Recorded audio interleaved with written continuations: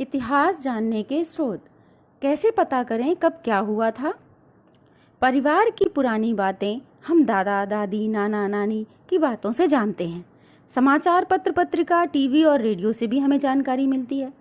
सोचो, अगर हमें आज से हजारों वर्ष पहले के लोगों के रहन सहन के बारे में जानना हो तो हम कैसे जानेंगे? उनके बारे में जानने के लिए हम इतिहास का अध्ययन करते हैं। इतिहासकार अतीत से प्राप्त तथ्यों और साक्ष्यों के आधार पर बीते समय की जानकारी देते हैं। इतिहास बीते समय और उस समय के लोगों को समझने और जानने का एक साधन है। प्राचीन काल में मानव द्वारा प्रयोग में लाई गई वस्तुओं, निर्मित मंदिरों और इमारतों आदि के अवशेषों का अध्ययन पुरातत्व या आर्कियोलॉजी कहलाता है। इसका अध्ययन करने वाले पुरातत्ववेत्ता या आर्कियोलॉजिस्ट कहलाते हैं। आर्कियोलॉजिस्ट को हमारे इतिहास के बारे में जानना किसी चुनौती से कम नहीं होता। वे बिल्कुल जासूस की भांति कार्य करते हैं, जो खुदाई से प्राप्त वस्तुओं से अनेक साक्ष्य जुटाते हैं और इतिहास के बारे में बताते हैं। अतीत में एक ऐसा भी युग था जब लोग लिखना नहीं जानते थे। उन लोगों के जीवन के विषय में हमें जानकारी उनके द्वारा छोड़ी गई वस्तुओं जैसे मिट्टी के बर्तन, खिलौने, हथियारों और औजारों द्वारा मिलती है। प्रायः इन वस्तुओं को आर्कियोलॉजिस्ट जमीन के अंदर से खोजकर प्राप्त करते हैं। ये वस्तुएं ऐतिहासिक जानकारी के लिए अत्यंत महत्वपूर्ण होती हैं। खुदाई से प्राप्त सामग्री के आधार पर इतिहासकारों ने अतीत को 3 भागों में बांटा है। वह समय जिसके लिए कोई भी लिखित सामग्री उपलब्ध नहीं है, पूर्व या प्राक ऐतिहासिक काल या प्री हिस्टोरिक टाइम कहलाता है। वह समय जिससे संबंधित लिखित साक्ष्य प्राप्त तो हैं, किंतु उसे पढ़ा नहीं जा सकता, उसे आद्य ऐतिहासिक काल या प्रोटो हिस्टोरिक टाइम कहते हैं।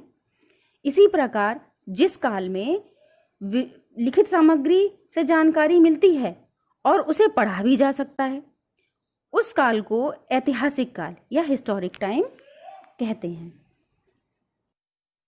इतिहास को जानने के साधन प्रमुखतः 2 प्रकार के हैं।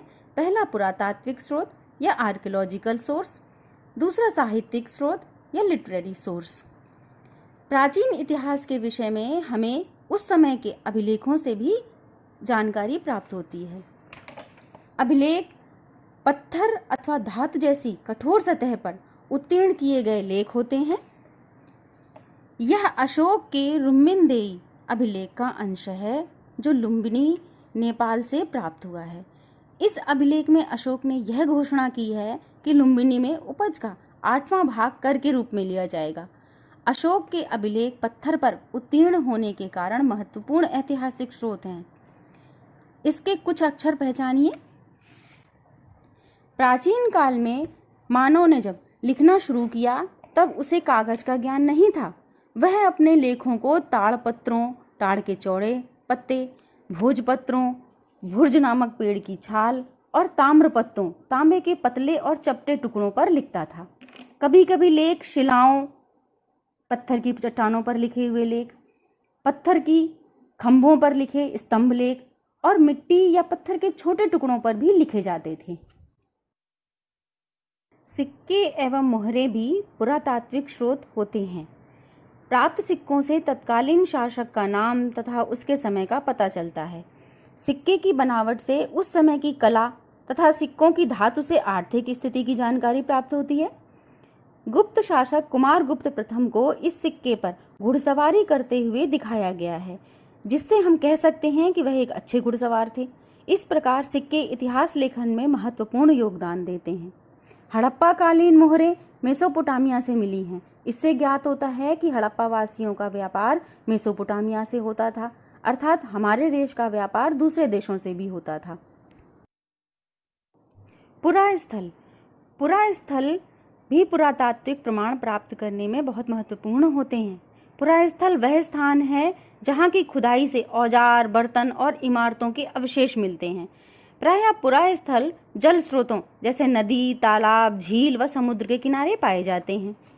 धौलावीरा हड़प्पा सभ्यता का यह पुरास्थल गुजरात में स्थित है। यहाँ से हड़प्पा कालीन नगर निर्माण योजना, जल निकास प्रबंध आदि के साक्ष्य प्राप्त हुए हैं।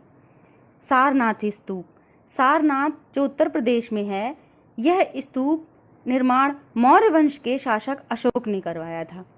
महात्मा बुद्ध ने सर्वप्रथम सारनाथ में अपना उपदेश दिया था। इस स्तूप को धमेख स्तूप भी कहते हैं। स्तूप का शाब्दिक अर्थ है टीला।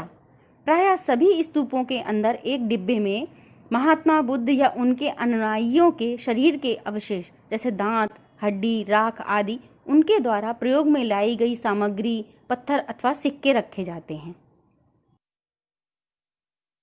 साहित्यिक स्रोत: ताड़पत्रों, भोजपत्रों, ताम्रपत्रों, चमड़े एवं लकड़ी के पट्टों पर लिखित लेखों के साथ साथ कुछ साहित्यिक ग्रंथों से भी हमें लोगों के रहन सहन, विचारों, खान पान आदि के बारे में जानकारी प्राप्त होती है। जैसे धार्मिक साहित्य, जिनमें वेद, रामायण, महाभारत, जैन और बौद्ध साहित्य जैसे जातक कथाएं, इनसे उस समय के समाज का वर्णन, राजनीतिक, सामाजिक एवं धार्मिक स्थिति का पता चलता है। इसके अतिरिक्त धर्मेतर साहित्य जैसे कौटिल्य का अर्थशास्त्र, कल्हड़ की राजतरंगिणी और विदेशी यात्रियों जैसे यूनानी राजदूत मेगास्थनीज, चीनी यात्री फाहियान और ह्वेनसांग जो उस समय भारत में आए और उन्होंने उस समय के समाज की झलक और शासनकाल का विवरण अपनी अपनी पुस्तकों में लिखा।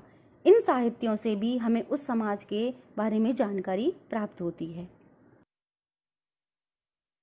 इस प्रकार पुरातात्विक एवं साहित्यिक दोनों स्रोतों से हमें इतिहास की जानकारी प्राप्त होती है। इतिहासकार इन्हीं स्रोतों से अतीत की कृषि, पशुपालन, कामगार, धंधे, व्यापार, नाप तौल, लेन देन, कर आदि के आधार पर आर्थिक स्थिति का वर्णन करते हैं। घर परिवार, स्त्रियों की स्थिति, शिक्षा, रहन सहन, खान पान, वेशभूषा, मनोरंजन, त्यौहार, मेले आदि के आधार पर सामाजिक स्थिति का तथा राजा, प्रजा, प्रशासन, सुरक्षा व सैन्य व्यवस्था के आधार पर राजनीतिक स्थिति की जानकारी प्रदान करते हैं। इसी प्रकार कला, आचार विचार, ज्ञान विज्ञान की मान्यताएं, धार्मिक विश्वास, देवी देवता, पूजा पाठ एवं परंपराओं के आधार पर धार्मिक एवं सांस्कृतिक स्थिति का वर्णन करते हैं। इतिहास हमें मानव की संस्कृति, उनके धर्म, उनकी सामाजिक व्यवस्था को जानने और समझने में सहायता करता है। इतिहास का अध्ययन अतीत की घटनाओं से वर्तमान और भविष्य के लिए सबक लेना सिखाता है। इतिहास हमें यह भी सिखाता है कि हम उन बातों का अनुसरण करें जिनसे समरसता और शांति को बढ़ावा मिल सके। जब पुरातत्वविद किसी स्थान की खुदाई करते हैं तो वे कैसे समझते हैं कि कौन से स्तर पहले के हैं और कौन से बाद के? किसी भी पुरास्थल में कई बस्तियों के अवशेष मिल सकते हैं। आमतौर पर लोग जहां रहते हैं, घर टूटने पर दोबारा वहीं घर बना लेते हैं। टूटे फूटे सामान और कूड़ा करकट भी घरों के आसपास जमा हो जाते हैं। इन कारणों से बस्ती की जमीन धीरे धीरे ऊंची होती रहती है और सैकड़ों सालों के बाद वहां एक टीला बन जाता है। इसलिए जब टीले की खुदाई की जाती है तो उसका सबसे निचला स्तर सबसे पुराना होता है और उसके बाद के स्तर बाद के युगों के होते हैं। इतिहास में हम तिथियों को ईसा मसीह के जन्म के वर्ष के पहले या बाद के अनुसार बताते हैं। इतिहास में कुछ तिथियां ईसा पूर्व होती हैं और कुछ ईसवी में। ईसा मसीह या जीसस क्राइस्ट के जन्म से पहले का समय ईसा पूर्व या बीसी लिखा जाता है। बीसी का अर्थ है बिफोर क्राइस्ट या ईसा मसीह के जन्म से पहले। यदि कोई घटना ईसा के जन्म से 100 वर्ष पहले हुई तो उसे 100 बीसी लिखेंगे। इसी प्रकार ईस्वी को अंग्रेजी में एडी लिखा जाता है। एडी लैटिन भाषा के दो शब्दों एनो डोमिनी से बना है। एडी का मतलब है ईसा मसीह के जन्म का वर्ष। ईसा मसीह के जन्म के बाद की तिथियों में हम ईसवी या एडी का प्रयोग करते हैं। जैसे ईसा के जन्म के 100 वर्ष बाद को 100 एडी लिखेंगे।